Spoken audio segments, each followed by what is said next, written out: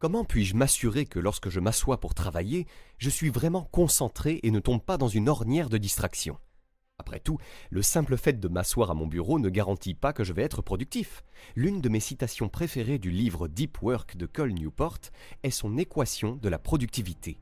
Le temps multiplié par l'intensité de la concentration est égal à la qualité du travail produit. Newport présente une étude de cas dans le livre. Teddy Roosevelt, qui, bien qu'étudiant de première année à l'université de Harvard à l'époque, connaissait très bien cette règle. Son biographe Edmund Morris a écrit que Roosevelt examinait son emploi du temps entre 8h30 et 16h30 chaque jour et bloquait tout ce qui était déjà prévu, comme les cours, les réunions, le déjeuner et son entraînement sportif. Tout le temps restant était consacré à l'étude. Morris a noté que ces périodes d'études n'étaient pas très longues, mais que Roosevelt les utilisait avec une concentration intense pour en tirer le meilleur parti. La question à laquelle nous voulons répondre aujourd'hui est de savoir comment atteindre la capacité à travailler avec une intensité fulgurante comme le faisait Roosevelt. J'espère que les 7 conseils suivants que j'ai compilés vous aideront à démarrer. Le premier conseil est de vous concentrer sur un seul objectif lorsque vous vous lancez dans une séance de travail. L'un de mes plus grands pièges dans ma vie professionnelle est de me réveiller le matin, de créer une liste de choses à faire, mais de ne pas en choisir une sur laquelle travailler. Je m'embrouille et je ne sais pas vraiment par quoi commencer, ce qui m'amène à me laisser distraire et à regarder les spécifications des voitures sur Internet. Donc un conseil que j'essaye vraiment d'appliquer dans ma propre vie et que vous devriez aussi appliquer, c'est que, avant de commencer sérieusement une session de travail, vous devriez décider de la tâche sur laquelle vous allez travailler. Cela crée des limites pour vous-même qui peuvent être très utiles, comme le souligne l'une de mes citations préférées de tous les temps qui vient du I Ching. Les possibilités illimitées ne conviennent pas à l'homme. Si elles existaient, sa vie ne ferait que se dissoudre dans l'illimité. Pour devenir fort, la vie d'un homme a besoin de limitations ordonnées par le devoir et acceptées volontairement. Il y aurait encore beaucoup à dire sur ce passage qui s'applique à de très nombreux domaines de la vie. Mais dans ce contexte particulier, il suffit de se rappeler qu'une concentration sur une tâche particulière crée une limitation qui réduit et renforce votre niveau de concentration. Le deuxième conseil est de considérer votre session de travail comme sacrée. Ce que je veux dire par là, c'est que lorsque vous vous asseyez pour travailler et que vous avez choisi votre tâche, ne faites que travailler sur cette tâche. Ne faites rien d'autre avant, même si c'est quelque chose de léger, comme vérifier vos emails, regarder une petite vidéo sur YouTube ou manger. Cela évite un piège courant que j'ai remarqué dans mon propre travail. Par exemple, je peux me convaincre que je dois aller dans un café car c'est mon endroit préféré pour me concentrer. Alors je vais chez Starbucks et parfois j'ai un peu faim, donc je prends un petit sandwich pour le petit déjeuner, un de ces petits paquets protéinés et un café. Bien sûr, je ne veux pas travailler vraiment pendant que je mange, alors je regarde Reddit ou je regarde YouTube ou je fais quelque chose de vraiment très léger pendant que je mange ce sandwich. Le problème, c'est que maintenant je suis tombé dans une ornière de distraction et il m'est très difficile de faire la transition vers le vrai travail pour lequel je suis allé chez Starbucks. Pour éviter cela, je mange le petit déjeuner à la maison ou je prends n'importe quel repas à la maison, puis je vais au café uniquement pour prendre un café et travailler, sans manger. La troisième façon de maintenir votre niveau de concentration élevé est de vous assurer d'utiliser les bons outils et de les entretenir. J'adore cuisiner, c'est l'une de mes activités préférées le soir lorsque j'ai fini de travailler. Mais l'une des choses qui peut m'empêcher de cuisiner est un couteau de chef émoussé. Si vous avez déjà essayé de couper un oignon, une aubergine ou n'importe quoi d'autre avec un couteau émoussé, vous savez que ce n'est pas du tout amusant et même plutôt dangereux. Dans le passé, il m'est arrivé de laisser mon couteau s'émousser. Et souvent, lorsque cela se produit, je commence à l'utiliser pour préparer un repas, mais ensuite je suis frustré et nous finissons par commander de la nourriture à emporter. J'ai donc appris que si je veux cuisiner régulièrement, ce que je fais, car c'est sain et amusant à faire, je dois également aiguiser mon couteau régulièrement. Je le fais toutes les 2 semaines ou tous les mois au minimum. Cela ne signifie pas que vous devez attendre d'avoir les outils parfaits pour commencer votre travail, car cela n'est pas une voie que vous voulez suivre. Mais tout comme le tranchant d'un couteau s'émousse un peu à chaque fois que vous l'utilisez, quelque chose comme le système de fichiers de votre ordinateur se désorganise à chaque utilisation. Prévoyez donc un peu de temps dans votre emploi du temps pour entretenir les outils dont vous disposez déjà. Et si l'occasion se présente d'acquérir un meilleur outil, qui ne vous demandera pas une tonne de temps ou de ressources, saisissez-la.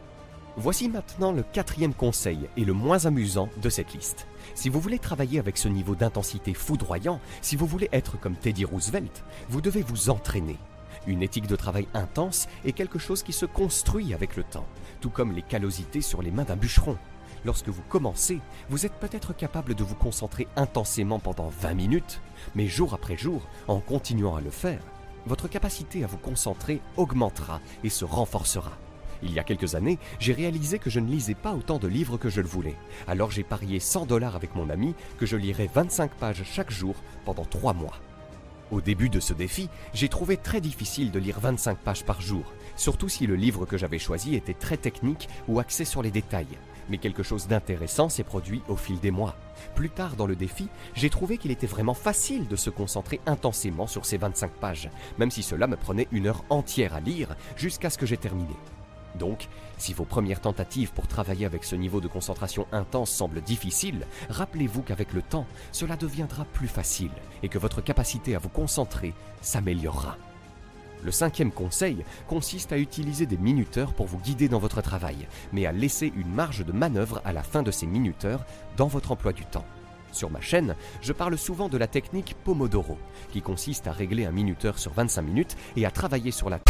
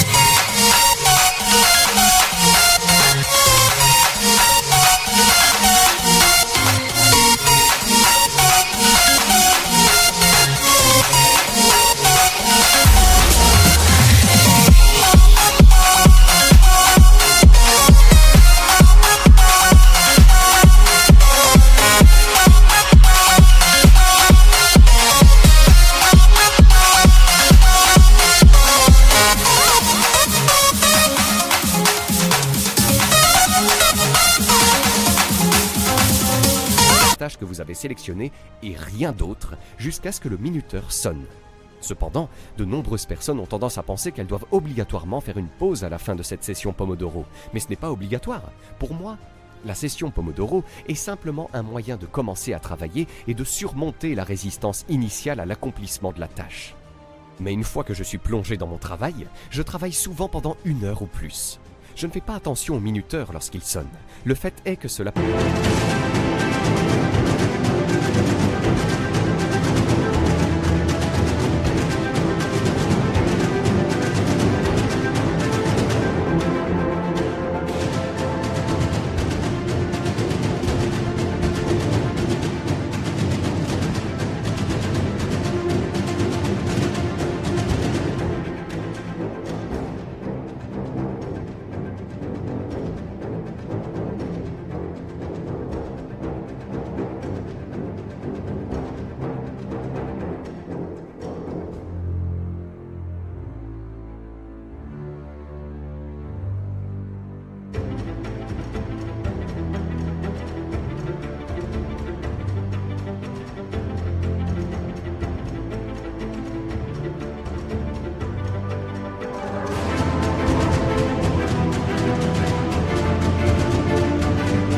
prendre un certain temps avant d'atteindre cet état d'esprit où l'on est vraiment concentré sur sa tâche. Vous n'arriverez pas à cet état d'esprit en seulement 5 ou 10 minutes.